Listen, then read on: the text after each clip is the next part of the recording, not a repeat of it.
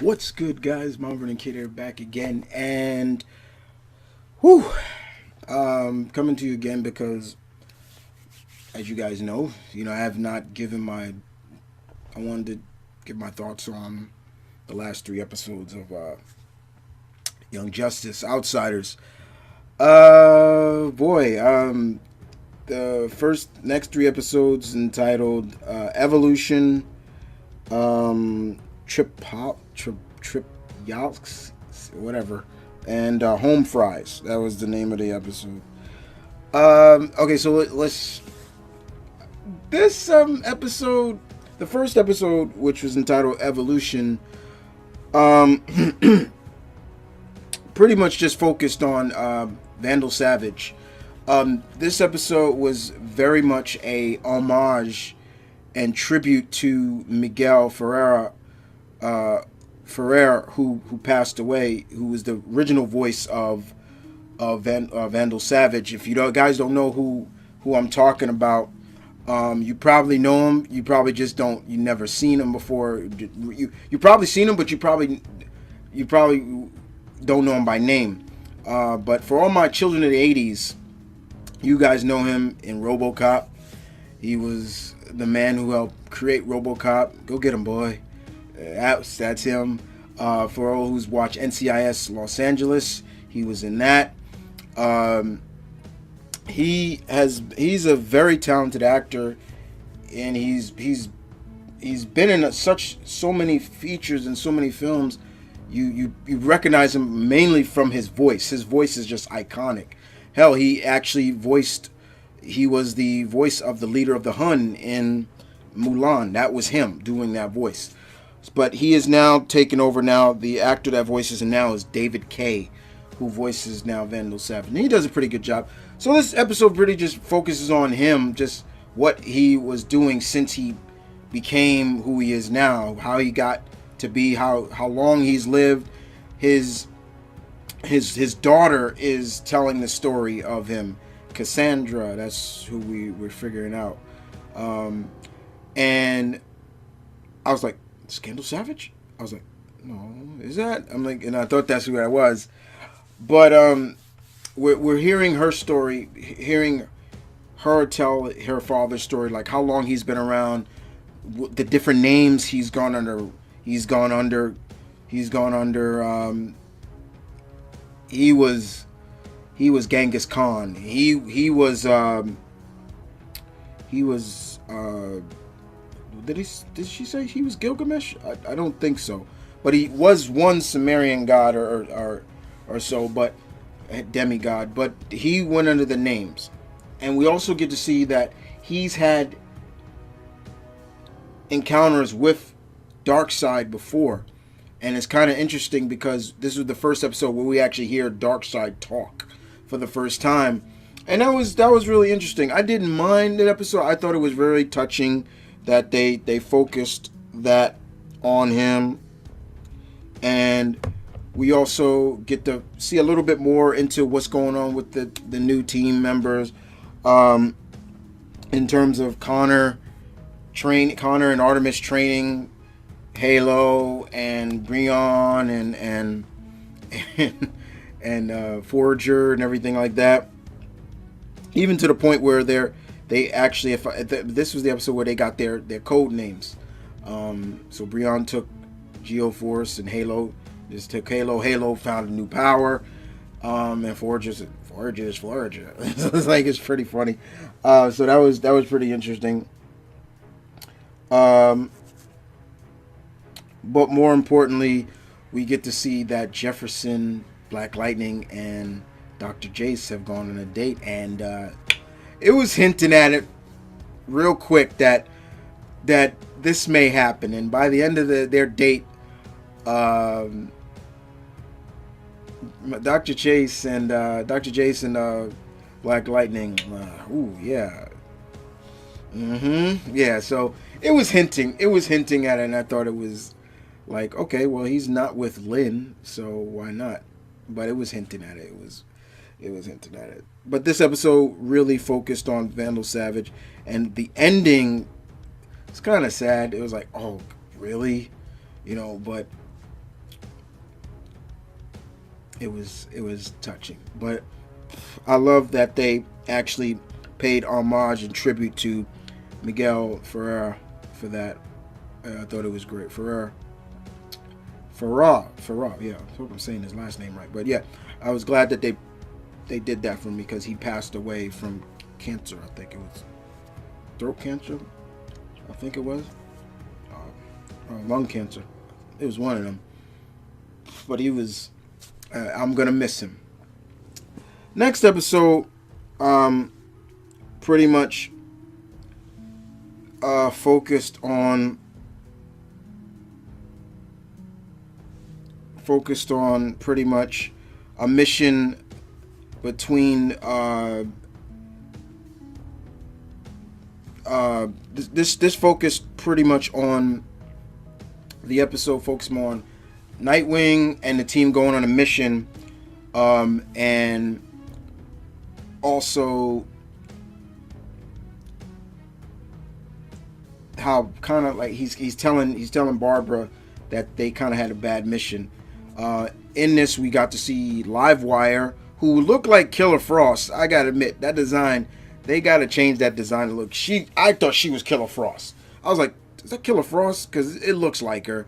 The Mist and the Shade. Oh my God, he looked creepy. The Shade, they did a good job designing this version of the Shade. And we get to see the team kind of how they do, and they don't do so well. You know, Brion gets a little hot-headed, as always, and Halo is able to kind of fed off the Shade because she uses her light powers. Like, she just literally corrupt, like, and he's trying to block it, and it just blows up. We can see that the Mist is really against it because she's fighting Night Dick, and then she goes, you know, tangible, and he's like, well, you know, you can't hit me, and then she's like, well, it works the same way, you can't, but then she makes her hand solid again. She starts choking Dick, and you just literally hear her saying, I'm sorry. She's really against it. We see Black Lightning and Livewire going at it, and she's like, I thought, you know, you're Black Lightning, heard you quit, blah blah blah blah, you know, things like that. And you know, she's like, yeah, I'm live. I can absorb electricity, blah blah. And he's like, yeah, but you never had Black Lightning, and just shocked her. Now, I want to put emphasis on that because Mr. Wiseman and team, thank you for that, because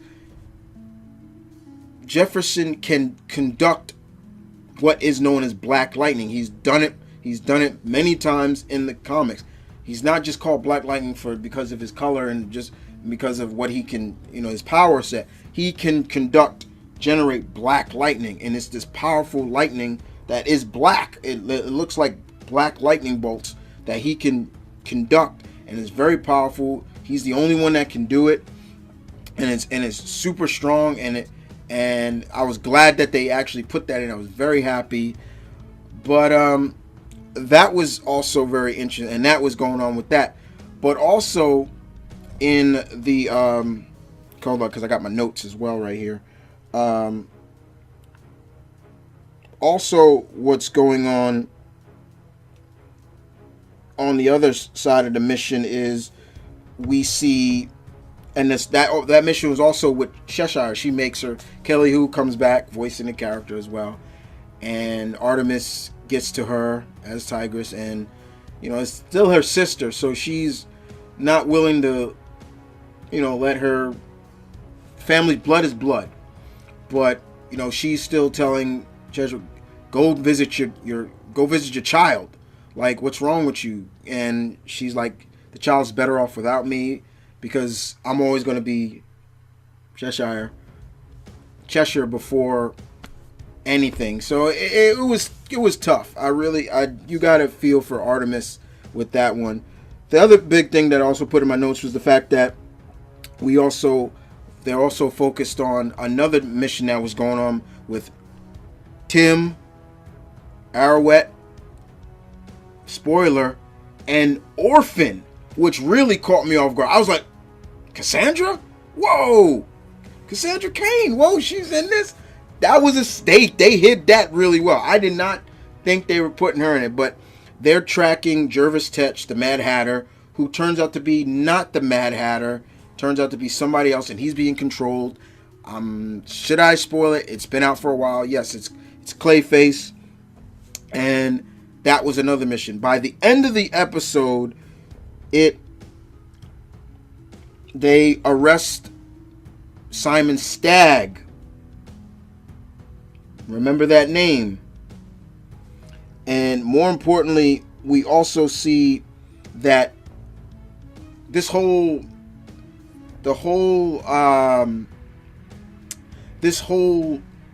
disbandment of some of the members leaving outside, I guess, Black Lightning was a ruse. It was more of a means of breaking up into teams to battle the light. So nobody is known of what's going on. And we see that Wonder Woman knows what's going on, Alec Calder, all that stuff they know. But it's more of a case of Wonder Woman is not really, she's not cool with this really. And she's just like, I really don't like this. You guys could cross the line. You might go into what the light is doing, everything like that. And Batman's like, you know what? If it happens, it happens. But you guys won't be involved. And if they do come to you, Superman may. That's why we're not telling Superman, because he'll blab out to everybody because he's the big Boy Scout. But Batman even saying you could use your diplomatic immunity, your diplomatic status, and be like, I won't take the stand if we get caught. So yeah, it kind of puts them once again in another bind, and Calder and Ms. Martian and Superboy and everybody, they're not everybody knows about this is going on. So it kind of puts them in a bind, and it's really kind of strenuous on what is going on with this season. So that was also a big part. Then the next episode, which was Homefries, once again, within my notes right here, we see the team once again. Nightwing is still trying to train the team. Dr. Chase in this is really kind of coming off like a big mother hen. She's like, oh, those are my kids. Like, why did he do that? Nightwing had rubber bullets and he was shooting at them. And Black Lightning's like, it's rubber bullets. Relax. Like, you got to relax. Like, those are my children and everything like that. She's really taking that mother hen route really too strong. And we also get to see Granny Goodness in this, and she's the one that made those like VR set helmets and everything like that. But we also get to see like a daycare for all the super kids, from Jennifer and Anissa, from Rocket's baby boy to we get to see Mira and her son. Makes still wonder, where's Aquaman? We also get to see the Flash kids, which was funny. You got Bart saying, "Okay, I got him. Don't worry, Grandma," and and Iris is like, "Please don't call me Grandma." And he's talking to the babies. He's like, "Come on, Mom and Dad, stop." And she's like, "Don't call him that." Like, but those are his parents. We also get to see, for the first time, I think this is the first time we actually get to see Lois Lane. And who does she has a baby. She has little Jonathan. I'm sure that's Jonathan. I'm not sure, but it was really cool. I'm like, okay. And Red Tornado comes in his human disguise, which I thought was really cool. And all along, we're seeing somebody spying on them across the way. And he's speaking in this native tongue. And we find out it's Atlantean, because then when they span out to see who it is, it's the Ocean Master, Orm. And he wants to kill them. And all of a sudden, we see somebody else watching him. And wow, I can't believe they put her in this, but I'm glad they did. My girl, one of my favorite villains or antagonists in the DC universe, Lian Wusan, aka Lady Shiva. And she's telling Orm, you can't do this. And you better believe Orm couldn't do it, because Lady Shiva cut his head right off. Now, having said that, guys, I have a little bit of a concern about that, because I was a little picky about that, because one, this is Lady Shiva, one of the greatest martial arts hand-to-hand combat assassins, whatever you want to call it, in the DC. She don't need weapon. Her body is a weapon. Her hands are the weapons. She don't need that. And I'm like, as soon as she did that, I'm like, I love her, but she don't need that weapon. She could have taken Orm out like that without any weapons. But, I guess you could say this is a different version of her. This is a different Earth, so, all right, so at least she didn't look like her New 52 look when she looked like she was coming straight out of Mortal Kombat with the hair, and she used it as a weapon. I didn't mind all that, but, still, it was cool. So we got mother and daughter, Cassandra and her mom in the episode. What also we got to see was that someone hired Lobo to kill Forager, and the team is doing the best they can against the Zarnian. They're trying their best, but this is the same guy that could take on Superman. So, and Superboy is doing the best he can, but you got to remember he's only half Kryptonian, and he's probably at half the strength of a full-fledged Kryptonian. But they do the best they can. But Forager does something very ingenious and smart that I thought was really cool. I was like, okay. He pulls off his exoskeleton, his armor, because he is a bug. So he pulls that off and slides it out and throws it out, and Lobo squishes it and thinks he kills him. And Lobo's like, y'all should be proud. Y'all lasted longer. Lobo's giving them their respects. But Forager comes out in his squishy, and they hug him and everything like that. Might I also add in this? I put in my notes as well. Halo dies again. What I was afraid of. Didn't I say that before? Please don't make this about Halo dying every time. Halo got killed. She got impaled by Lobo's chain right through the chest, right, or the stomach. She died, but of course she comes back, and once I saw it, I'm like, oh God, like, come on, really, come on, man, not that again. But it is what it is. But I just don't like it. They didn't have to do that, but still, the ingenious of what Forager did, I enjoyed. But however, we find out who hired Lobo. And it was the Light. They hired Lobo because they wanted to get more intel on Nightwing's new team. Ra's al Ghul told them about Nightwing's new team. The new members of the team, Forager, and everything like that. And then we get to see that Granny Goodness, of course, is with the Light. And we all should have known that. But it now makes it worse, because now Nightwing and their team don't know that the Light knows about them. They were supposed to stay kind of seclusive, but now they're not. So it kind of, and I put that in my notes, like, kind of sucks now that the Light knows. I put that in my notes, like, now the Light knows. Well, with the month Friday, I believe we'll have the first part of the mid-season finale because the series is going to have like 26 episodes. So I think they're going to do 13 episodes. They're going to do, a few episodes. There's 13 episodes for the first part, and they're going to do 13 episodes for the next part. And I think those come in June, I believe. I've been keeping a tab on everything. But these episodes are pretty good. It was really cool to see some of the characters that we did see. Like I said, little Jonathan and Orphan.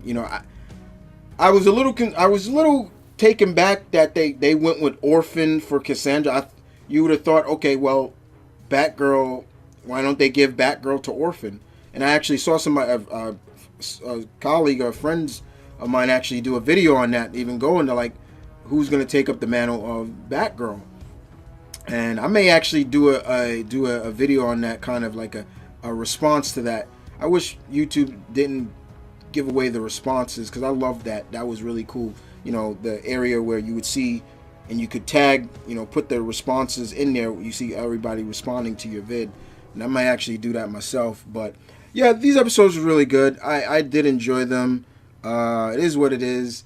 But other than that, guys, you guys take care. And I'll see you guys next time.